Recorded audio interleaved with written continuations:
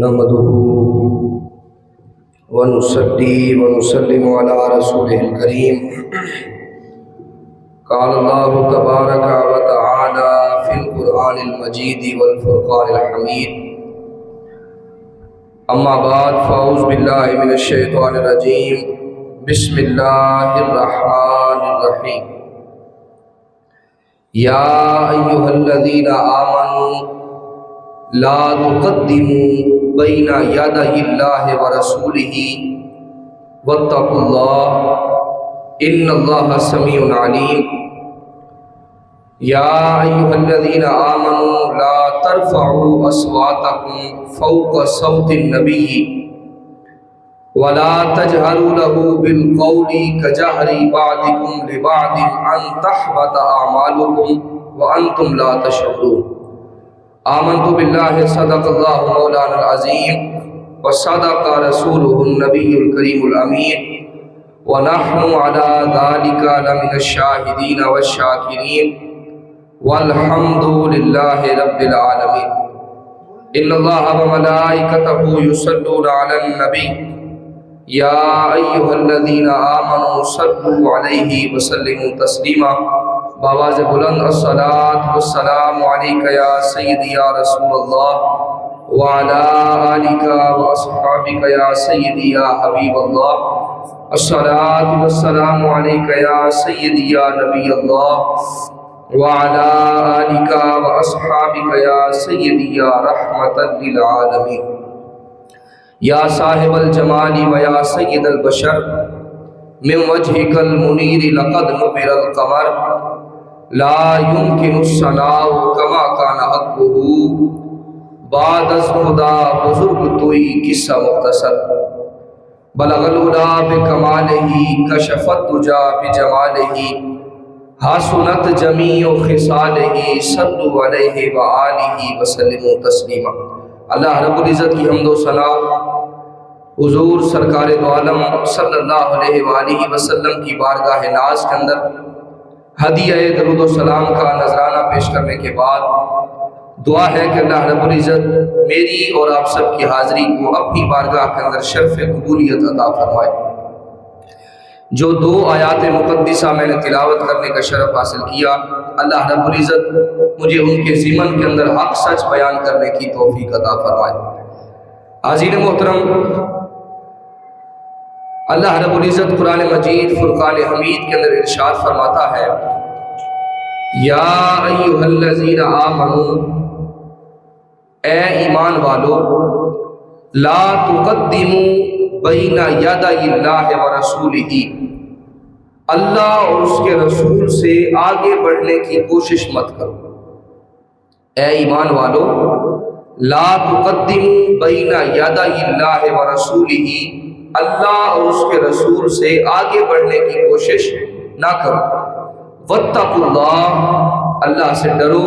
ان اللہ سمیع علیم، بے شک اللہ رب العزت سننے والا ہے، جاننے والا ہے. حاضرین محترم، سورۃ الحجرات اس کی پہلی آیہ مبارکہ میں نے تلاوت کرنے کا شرف حاصل کیا. سورۃ الحجرات کے اندر 2 رکوع ہیں اور 18 آیات ہیں. اس سورت کے اندر مختلف مضامین کو ذکر کیا گیا. آقا علیہ الصلوۃ والتسلیم کی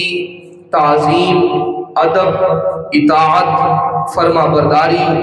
محبت رسول، ادب رسول، ان سارے معاملات کو اس قرآن مجید کی سورہ مبارکہ کے اندر ذکر فرمایا گیا. حاضرین محترم، اب دیکھیے، اگر کوئی شخص حضور علیہ الصلوۃ والتسلیم کے طریقہ سے ہٹ کر کچھ اور کرنے کی کوشش کرتا ہے، آگے بڑھنے کی کوشش کرتا ہے، یا سنت مصطفیٰ صلی اللہ علیہ وآلہ وسلم سے روگردانی کرنے کی کوشش کرتا ہے، اپنے معاملات آقا علیہ الصلوۃ والتسلیم سے ہٹ کر ان کو اتباع کیے بغیر، ان کے طریقہ مبارکہ کو فالو کیے بغیر اگر کوئی ان کے علاوہ طریقے کو اپناتا ہے تو اللہ رب العزت اس کو ناپسند فرماتا ہے. اب سنیے، حدیث پاک کے اندر آتا ہے آقا علیہ الصلوۃ والتسلیم کا طریقہ مبارکہ یہ تھا کہ عید الاضحیٰ کی نماز پڑھنے کے بعد قربانی جو ہے وہ کی جاتی ہے۔ آقا علیہ الصلوۃ والتسلیم کا حکم بھی یہی ہے، طریقہ بھی یہی ہے کہ نماز عید الاضحیٰ پڑھنے کے بعد قربانی کے جانور کو ذبح کیا جائے۔ اب ایک صحابی رسول انہوں نے عید کی نماز سے پہلے قربانی کے جانور کو ذبح کر دیا۔ آقا علیہ الصلوۃ والتسلیم کی بارگاہ تک یہ پیغام پہنچا۔ حضور علیہ الصلوۃ والتسلیم نے فرمایا کہ تمہاری قربانی نہیں ہوئی، گوشت تو ہوا ہے مگر قربانی نہیں ہوئی، لہٰذا اس کو قربانی کو دوبارہ لوٹاؤ۔ اب دیکھیے، دن وہی ہے، طریقہ وہی ہے، قربانی کا جانور وہی ہے، اور گلا وہی ہے، چھری وہی ہے، گلی محلہ وہی ہے، اور کرنے والا بھی مسلمان ہے۔ صرف چند لمحات کا آگے پیچھے ہو جانا، اس سے اس کی قربانی کو رائگاں کر دیا گیا، تباہ کر دیا گیا، اجر کو ضائع کر دیا گیا۔ اس کی وجہ کیا تھی؟ کہ انہوں نے طریقہ مصطفیٰ سے ہٹ کر انہوں نے قربانی کی تھی۔ تو ثابت ہوا کہ جملہ فرائض فروع ہے، ثابت ہوا کہ جملہ فرائض فروع ہے۔ اصل الاصول بندگی استاج ور کی ہے، اصل الاصول بندگی استاج ور کی ہے۔ حاضرین محترم، تو ان احادیث مبارکہ سے پتہ چلتا ہے کہ حضور علیہ الصلوۃ والتسلیم کو فالو کرنا، حضور کے اسوہ کے مطابق، حضور کی سیرت کے مطابق، آپ کی سنت کے مطابق زندگی بسر کرنا، یہی اللہ کا پسندیدہ حکم ہے۔ حاضرین محترم، ایک اور حدیث مبارکہ کے اندر آتا ہے، آپ دیکھیے کہ اگر کوئی شخص کوئی ایسا عمل کرتا ہے جو آپ کو دیکھنے کے اندر بڑا پیارا لگتا ہو، بڑا حسین لگتا ہو، اور کرنے والوں کی تعداد بھی بہت زیادہ ہو، ایک ہجوم ہو جو وہ یہ عمل کر رہی ہے، مگر وہ کام اگر طریقہ مصطفیٰ سے ہٹ کر ہو، اللہ کی بارگاہ کے اندر کبھی بھی مقبول نہیں ہو۔ حضور علیہ الصلوۃ والتسلیم کے اسوہ سے ہٹ کر اگر کوئی عمل پورا گروہ بھی کر رہا ہو، اللہ رب العزت اس کو بھی ناپسند فرماتا ہے، اگرچہ وہ نماز کیوں نہ ہو، روزہ کیوں نہ ہو، نفلی عبادات کیوں نہ ہو۔ حدیث مبارکہ کے اندر آتا ہے، حضرت علی المرتضیٰ رضی اللہ تعالیٰ عنہ، حضرت عبداللہ بن عمر رضی اللہ تعالیٰ عنہ، اور حضرت عثمان بن مظعون رضی اللہ تعالیٰ عنہ، یہ تین صحابی آقا علیہ الصلوۃ والتسلیم کی ازواج مطہرات کے پاس پہنچے، اور جا کر انہوں نے پوچھا، کہا اماں جان ہمیں یہ بتلائیں کہ اللہ کے حبیب صلی اللہ علیہ وآلہ وسلم دن کو تو ہمارے سامنے رہتے ہیں، ہم آپ کی نشست و برخاست کو دیکھتے ہیں، آپ کی گفتگو کو دیکھتے ہیں، آپ کی چال اور ڈھال کو دیکھتے ہیں، آپ کے انداز بیان، طرز معاشرت کو دیکھتے ہیں، مگر رات کی جب تاریکی چھا جاتی ہے، رات کا جب اندھیرا ہوتا ہے، اللہ کے حبیب صلی اللہ علیہ وآلہ وسلم اس وقت آپ کا معمول کیا ہوتا ہے، تاکہ ہم بھی اس کو سن کر اس پر عمل پیرا ہو سکے۔ ازواج مطہرات آقا علیہ الصلوۃ والتسلیم کی بیویاں، انہوں نے ان تینوں صحابہ کرام کو بتلایا، کہا آقا علیہ الصلوۃ والتسلیم کثرت سے رات کو عبادت کرتے ہیں، نفلی عبادت کرتے ہیں، حتیٰ کہ آپ کے پاؤں مبارک متورم ہو جاتے ہیں، حتیٰ یتورمت قدماہ، آپ کے پاؤں مبارک پر ورم آ جایا کرتے ہیں، سوجن ہو جایا کرتی ہے۔ اور آقا علیہ الصلوۃ والتسلیم کا دوسرا طریقہ بتلایا، کہا حضور علیہ الصلوۃ والتسلیم کثرت سے نفلی روزے رکھتے ہیں، کثرت سے نفلی روزے بھی رکھتے ہیں، اور رات کو کثرت سے قیام بھی کرتے ہیں، اللہ کے حضور عبادت بھی کرتے ہیں، نفلی عبادت بھی کرتے ہیں، اور ہر وقت یاد الہی کے اندر مستغرق رہتے ہیں۔ اب ان تینوں صحابہ کرام جب انہوں نے آقا علیہ الصلوۃ والتسلیم کا یہ طریقہ سنا، اب ان تین صحابہ کرام کے دل کے اندر یہ تڑپ پیدا ہو، کہنے لگے کہ آقا کریم علیہ السلام کو اللہ رب العزت نے تمام گناہوں سے پاک پیدا فرمایا، آپ کو معصوم مغفور پیدا فرمایا ہے،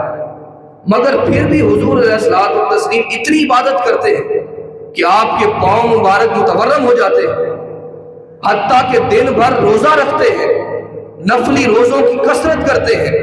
اور عبادت کے اندر اپنے آپ کو منہمک رکھتے ہیں۔ حاضرین محترم، اب ان تین صحابہ کرام نے جب یہ سنا اور کہنے لگے کہ حضور علیہ الصلوۃ والتسلیم امام الانبیاء، معصوم عن الخطا، اتنی بڑی ہستی، اللہ کے نبی، جن کو اللہ رب العزت نے آپ کے جسم اطہر پر، آپ کے قلب اطہر پر کبھی بھی گناہ کا شائبہ تک نہیں رکھا، وہ اتنی عبادت کرتے ہیں اور ہم کہاں پر کھڑے ہوئے ہیں؟ لہٰذا ہمیں بھی زیادہ سے زیادہ عبادت کرنی چاہیے۔ اگرچہ ان کا طریقہ درست تھا، نیت درست تھی اور نیت کے اندر اخلاص تھا، للہیت تھی، مگر آقا علیہ الصلوۃ والتسلیم نے جب یہ ان کی باتیں سنی، ان میں سے ایک نے کہا کہ خدا کی عزت کی قسم، میں ساری زندگی نفلی روزے رکھا کروں گا، کوئی ایک دن بھی نہیں چھوڑوں گا جس کے اندر میں روزے کے ساتھ دن نہ گزاروں۔ کہا ساری زندگی میں نفلی روزے رکھا کروں۔ دوسرے صحابی نے فرمایا، کہا خدا کی عزت کی قسم، آقا علیہ السلام کے اس طریقے کو سن کر میرے اندر یہ تڑپ پیدا ہوئی ہے کہ ساری رات اپنے آپ کو عبادت کے اندر صرف کیا کروں، نمازیں بھی پڑھا کروں گا، فرض نماز بھی ادا کروں گا، مگر نفلی نمازوں کے اندر ساری رات گزار دیا کروں۔ اور تیسرے صحابی نے کہا خدا کی عزت کی قسم، ساری زندگی اپنے آپ کو اپنی بیویوں سے علیحدہ رکھوں گا، اپنے آپ کو جدا رکھوں گا اور یاد الہی کے اندر، عبادات کے اندر اپنے آپ کو منہمک اور مستغرق کر دوں گا۔ اب ان تین صحابہ کرام کے آقا علیہ الصلوۃ والتسلیم نے گفتگو سنی اور حضور نے ان کو بلایا اور فرمایا کہ میں نے یہ خبر سنی ہے، یہ تمہاری باتیں سنی ہے، کیا یہ باتیں تم نے کی ہیں؟ وہ تین صحابی حضرت علی، حضرت عبداللہ بن عمر اور حضرت عثمان بن مظعون رضی اللہ تعالی عنہم، آپ کہنے لگے جی ہاں یا رسول اللہ، یہ ہم نے کہا ہے اور ہمارا مقصد یہ ہے کہ آپ مغفور ہیں، معصوم ہیں، آپ کے نامہ اعمال کے اندر گناہ کا شائبہ تک نہیں ہے، مگر آپ اتنی عبادت کرتے ہیں اور ہم تو عبادت کرتے ہی نہیں ہیں، آپ کے مقابلہ کے اندر ہماری عبادت تھوڑی سی بھی نہیں بنتی، لہٰذا ہم نے کوشش کی ہے کہ اب ان باتوں پر عمل کیا کریں۔ کائنات کے آقا صلی اللہ علیہ وآلہ وسلم نے اب ان کی تربیت فرمائی۔ حضور علیہ الصلوۃ والتسلیم نے ارشاد فرمایا، دیکھو میں تم سب میں سے متقی سب سے بڑا ہوں، اللہ سے ڈرنے والا تم میں سے سب سے زیادہ ہوں، اللہ سے میں سب سے زیادہ ڈرتا ہوں، متقی ہوں، بہت بڑا پرہیزگار ہوں، لہٰذا میری زندگی کیا ہے؟ کہا میں روزے رکھتا بھی ہوں اور چھوڑ بھی دیتا ہوں، نماز پڑھتا بھی ہوں، نفلی عبادات کرتا بھی ہوں، مگر کبھی کبھی اس کی تخفیف بھی کر دیا کرتا ہوں۔ لہٰذا اگر کوئی شخص میرے طریقہ سے ہٹ کر اگر کوئی روگردانی کرے گا، میرے طریقہ سے آگے بڑھنے کی کوشش کرے گا اور ریاضات کے اندر آگے جانے کی کوشش کرے گا، تو آقا علیہ الصلوۃ والتسلیم نے فرمایا کہ خدا کی عزت کی قسم وہ شخص میری امت میں سے نہیں ہوگا، وہ شخص میری امت میں سے نہیں ہوگا۔ اب دیکھیے آقا علیہ الصلوۃ والتسلیم کہ یہ صحابی، یہ غلام، ان کی نیت درست ہے، ان کا طریقہ درست ہے، نیت کے اندر خلوص ہے، للہیت ہے، اور آقا علیہ الصلوۃ والتسلیم نے فرمایا کہ میں نے شادیاں بھی کی ہیں، اپنی بیوی بچوں کو بھی وقت دیتا ہوں، عبادت بھی کرتا ہوں اور سارے معاملات کو بھی سلجھاتا ہوں۔ کہا تم اگر یہ کام کرنے لگ جاؤ گے تو دنیا سے کنارہ کش ہو جاؤ۔ تو فرمایا اسلام میانہ روی کا حکم دیتا ہے، اعتدال کا حکم دیتا ہے، لہٰذا اللہ رب العزت نے فرمایا یا ایھا الذین آمنوا، اے ایمان والو، لا تقدموا بین یدی اللہ ورسولہ، اللہ اور اس کے رسول سے آگے بڑھنے کی کوشش مت کرو۔ جتنا کچھ، جتنا طریقہ آقا علیہ الصلوۃ والتسلیم نے عطا فرمایا ہے، جتنی سنت آقا علیہ الصلوۃ والتسلیم نے عطا فرمائی ہے، جو طریقہ حضور نے عطا فرمایا ہے ہمیں بھی وہاں پر اس کو فالو کرنا چاہیے، نہ کہ آقا علیہ الصلوۃ والتسلیم کے آگے بڑھنے کی کوشش کرنی چاہیے۔ حاضرین محترم، اب دیکھیے اگر کوئی شخص عبادات کر کر کے اس کے ماتھے پر محراب بن گئے، اگر کوئی شخص رکوع کر کر کے اگرچہ اس کی کمر جھک گئی، قیام کر کر کے اس کی جو زبان ہے وہ تھک چکی ہو، قرات کر کر کے ذکر کر کر کے اس کی زبان تھک چکی ہو، تسبیح پڑھ پڑھ کے اس کی تسبیح ٹوٹ چکی ہو، سجدوں کے اندر سجدے کثرت سے کر کر کے اگرچہ اس کے سر کے اوپر اور ماتھے کے اوپر محراب کے نشانات بن چکے، مگر یہ ساری عبادات اگر طریقہ مصطفیٰ سے ہٹ کر ہے اللہ کی بارگاہ کے اندر قبول نہیں ہے۔ اللہ رب العزت منہ پر دے مارے گا، اور اللہ رب العزت کی بارگاہ کے اندر عبادت وہی مقبول ہے جو صلو کما رأیتمونی اصلی۔ آقا علیہ الصلوۃ والتسلیم نے فرمایا کہ نماز اس طرح پڑھو جیسے تم مجھے پڑھتا ہوا دیکھتے ہو، اسی طریقہ پر عمل کرو جیسے تم میرے طریقے کو دیکھتے ہو۔ اللہ رب العزت فرماتا ہے لقد کان لکم فی رسول اللہ اسوۃ حسنہ، فرمایا تمہارے لیے کامل اور بہترین نمونہ حضور علیہ الصلوۃ والتسلیم کی سیرت مبارکہ ہے۔ تو جو کچھ آقا علیہ الصلوۃ والتسلیم کی سیرت مطہرہ کے اندر ہمیں ملے ہم اس پر عمل کرنے کی کوشش کریں، نہ کہ عبادات کے اندر، ریاست کے اندر اپنے آپ کو اس مقام تک لے جائیں کہ جہاں آقا کریم علیہ السلام نے بھی اتنی عبادت، اتنی کثرت کے ساتھ آپ نے سارے معاملات فرمائے، عبادت بھی کی اور معاملات کے اندر بھی اپنے آپ کو پیش کیا۔ لہذا اسلام اس بات کو ناپسند فرماتا ہے کہ آپ سارے معاملات چھوڑ کر، دنیا داری کو چھوڑ کر، رشتہ داروں کے حقوق کو چھوڑ کر، اور اپنے بیوی بچوں کے حقوق کو چھوڑ کر، اور دنیاوی ضروریات کو ترک کر کے آپ صرف عبادت کے اندر اپنے آپ کو مشغول کر لیں۔ اسلام اس چیز کو ناپسند کرتا ہے۔ اسلام اس کو بھی ناپسند کرتا ہے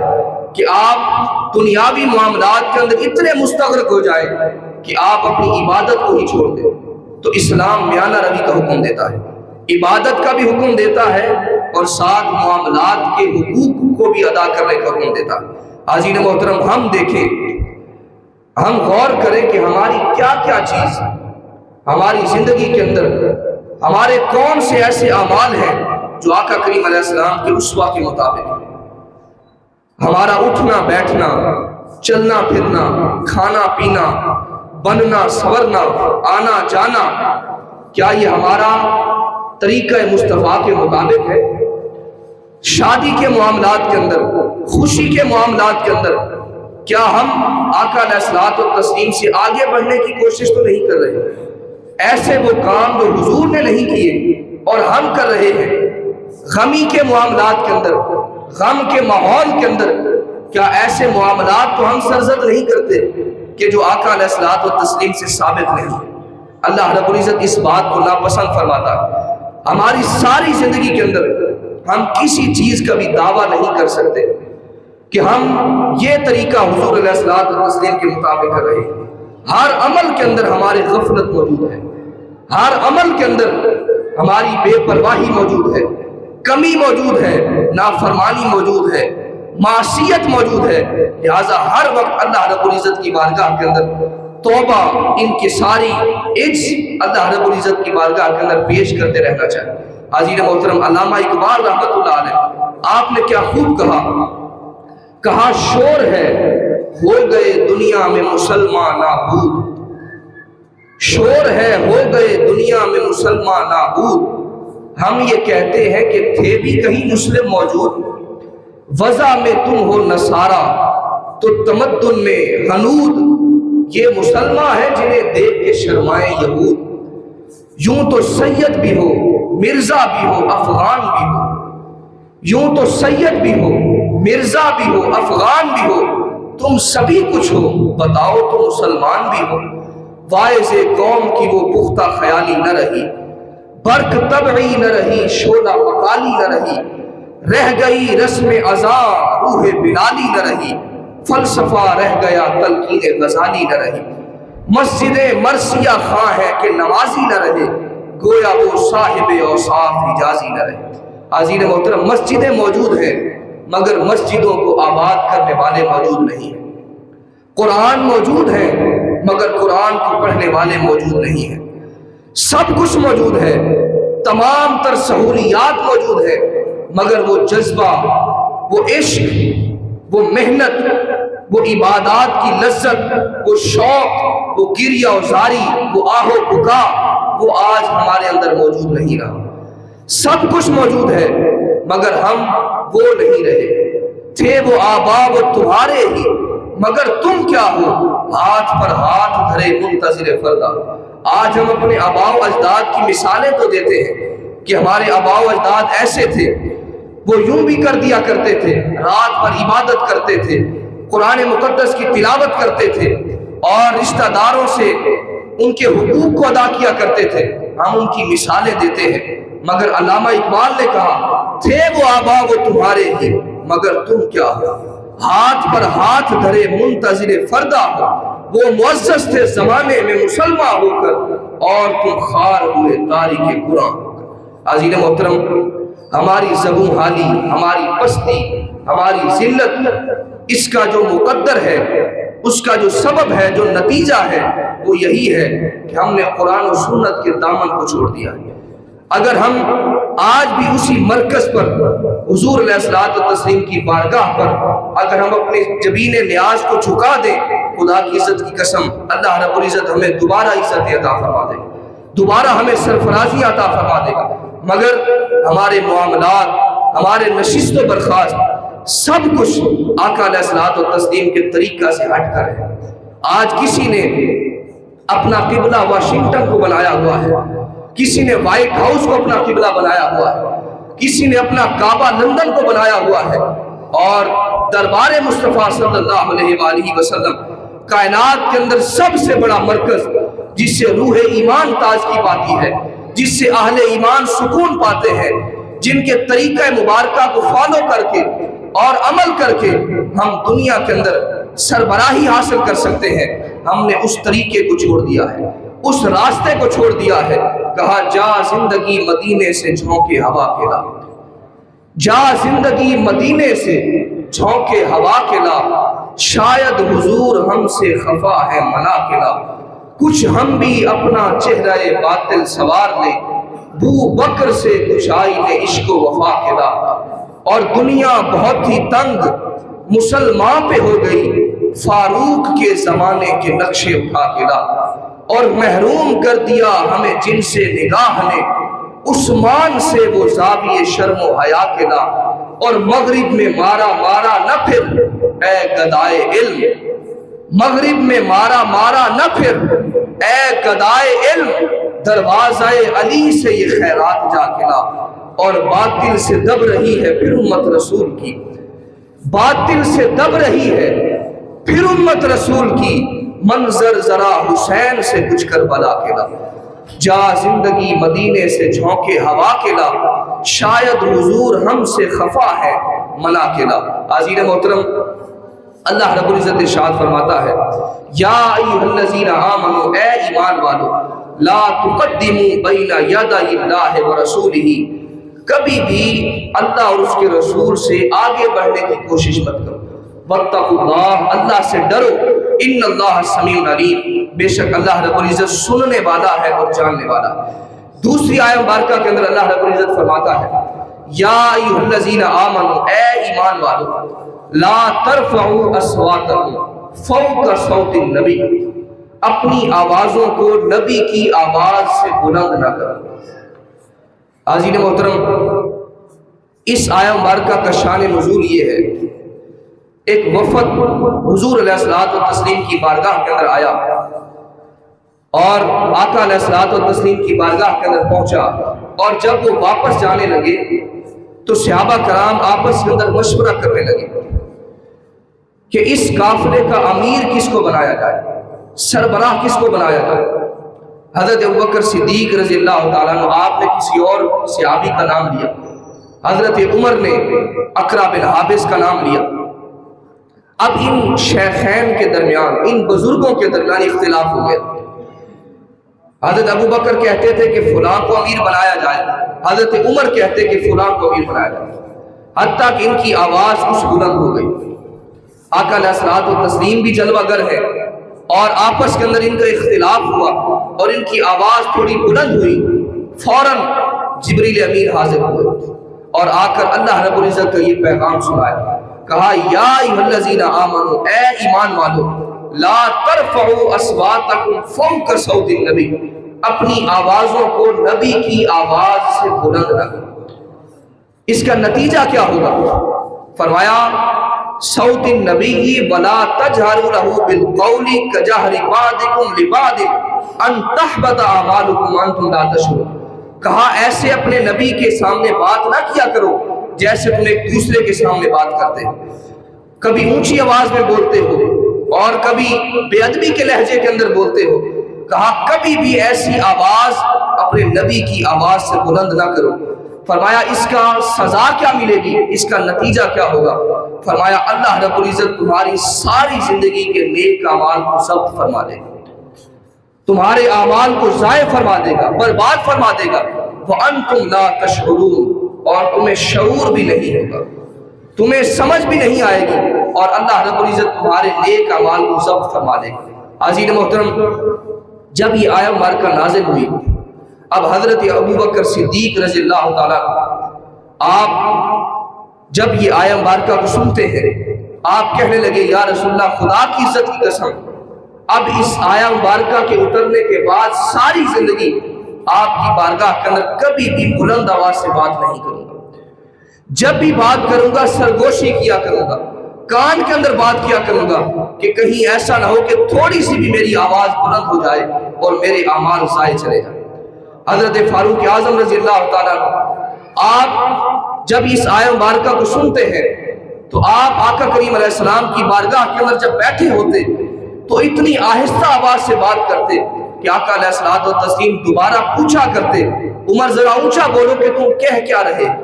حاضرین محترم، اس انداز سے اس آیت مبارکہ پر عمل کیا کرتے، اور حضرت ثابت بن قیس رضی اللہ تعالیٰ آپ کی قدرتی طور پر آواز کچھ بلند تھی، اونچا بولتے تھے، عادت مبارکہ تھی۔ جب یہ آیت مبارکہ نازل ہوئی تو حضرت ثابت رضی اللہ تعالیٰ آپ نے اپنے آپ کو گھر کے اندر بند کر لیا، گھر کو بند کر لیا اور اپنے آپ کو گھر کے اندر مکفن کر لیا۔ اور کچھ دن ہوئے، آقا علیہ الصلوۃ والتسلیم نے پوچھا، کہا میرا غلام ثابت نظر نہیں آ رہا، وہ کہاں پر ہے؟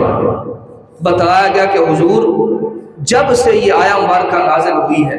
یا ایھا الذین آمنوا لا ترفعوا اصواتکم فوق صوت النبی، کہ اپنی آوازوں کو نبی کی آواز سے بلند نہ کرو،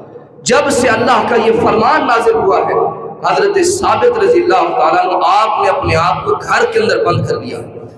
گریہ ازاری کرتے ہیں، روتے ہیں، چلاتے ہیں کہ مولا میری تو آواز ہی بلند ہے،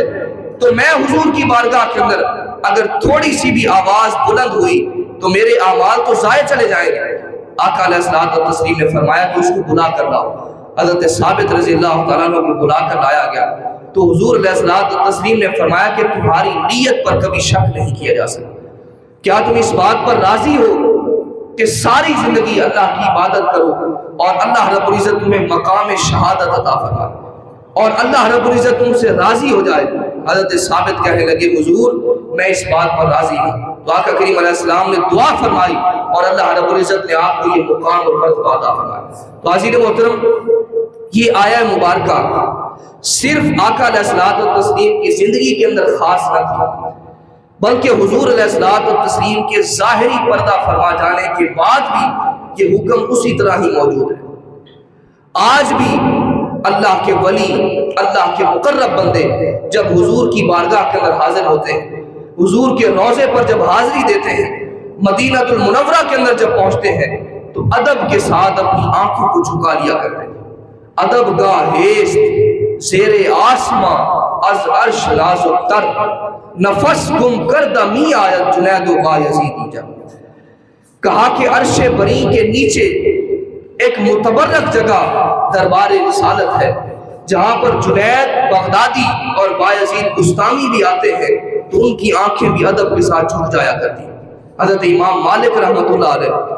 آپ مدینہ المنورہ کے اندر درس حدیث دیا کرتے تھے۔ سنیے، درس حدیث دیتے تھے اور آپ کے حلقہ کے اندر بہت بڑا ہجوم لوگوں کا ہوا کرتا تھا۔ لوگ کثرت کے ساتھ ذوق شوق کے ساتھ آپ کی مجلس کے اندر آیا کرتے تھے۔ کسی نے مشورہ دیا،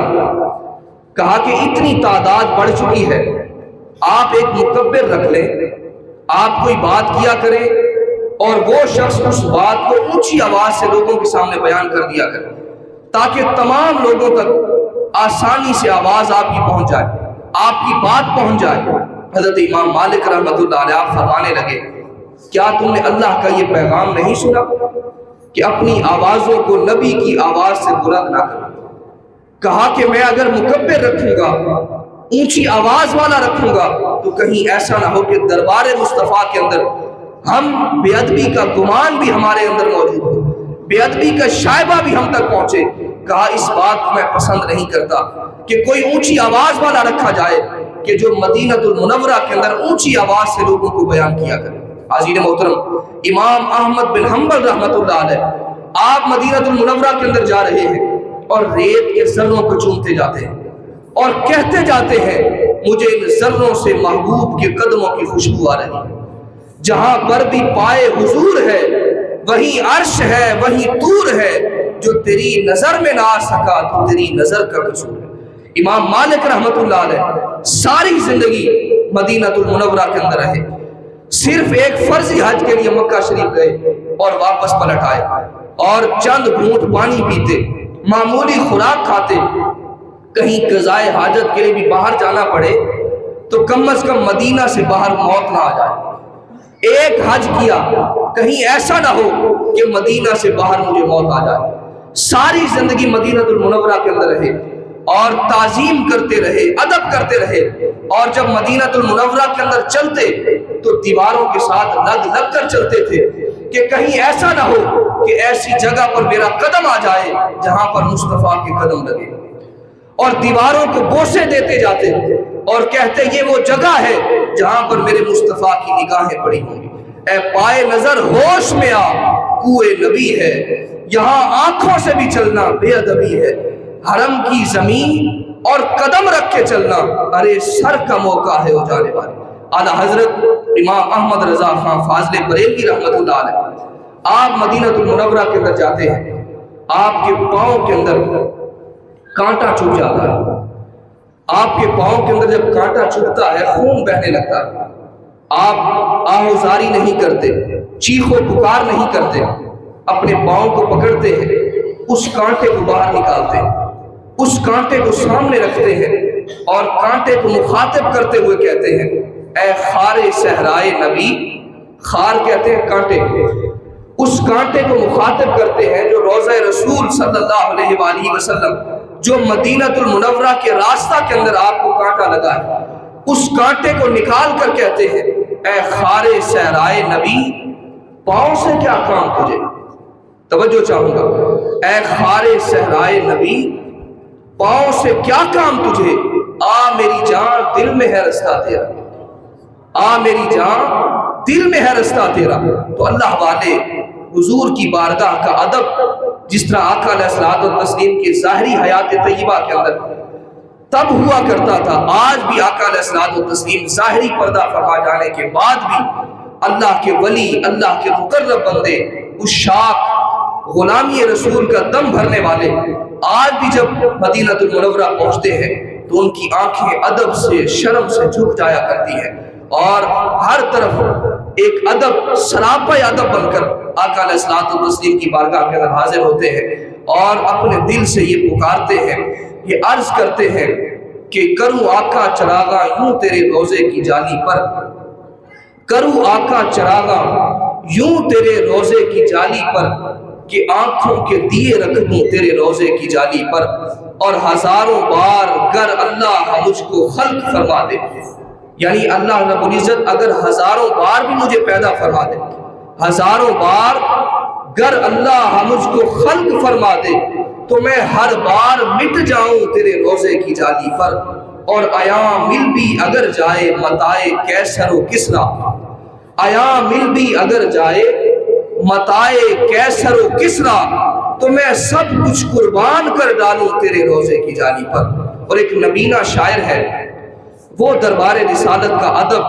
حضور کی بارگاہ کے اندر اپنی حاضری کس طرح پیش کرتا ہے۔ نابینا ہے، ساری زندگی اس نے آقا علیہ الصلوۃ والتسلیم کا در نہیں دیکھا، مدینہ المنورہ نہیں دیکھا، اور ساری زندگی تڑپتا رہا، اور آقا علیہ الصلوۃ والتسلیم کی بارگاہ کے اندر عرض کیا کرتا ہے کہ آخری وقت میں کیا رونق دنیا دیکھوں۔ آخری وقت ہے اور نابینا ہے، شاعر ہے، اور عرض کرتا ہے، کہتا ہے حضور آخری وقت میں کیا رونق دنیا دیکھوں، اب تو بس ایک ہی دھن ہے کہ مدینہ دیکھوں۔ آخری وقت میں کیا رونق دنیا دیکھوں، اب تو بس ایک ہی دھن ہے کہ مدینہ دیکھوں، اور جالیاں دیکھوں کہ دیوار و در و بام حرم، اپنی معذور نگاہوں سے میں کیا کیا دیکھوں۔ میرے مولا میری آنکھیں مجھے واپس کر دے۔ نابینا ہے اور اللہ کی بارگاہ کے اندر عرض کرتا ہے، آخری خواہش بیان کرتا ہے، ساری زندگی جس نے رونق نہیں دیکھی، اللہ کی بارگاہ کے اندر عرض کرتا ہے، مولا میرے مولا میری آنکھیں مجھے واپس کر دے، میرے مولا میری آنکھیں مجھے واپس کر دے، تاکہ اس بار میں جی بھر کے مدینہ دیکھوں، تاکہ اس بار میں جی بھر کے مدینہ دیکھوں۔ اللہ رب العزت ہم سب کو حضور علیہ الصلوۃ والتسلیم کا ادب، حضور کی اتباع، تعظیم ہم سب کو عطا فرمائے۔ وآخر دعوانا الحمدللہ رب العالمین۔ جنہوں نے سنتے ادا کرنی ہے وہ سنتے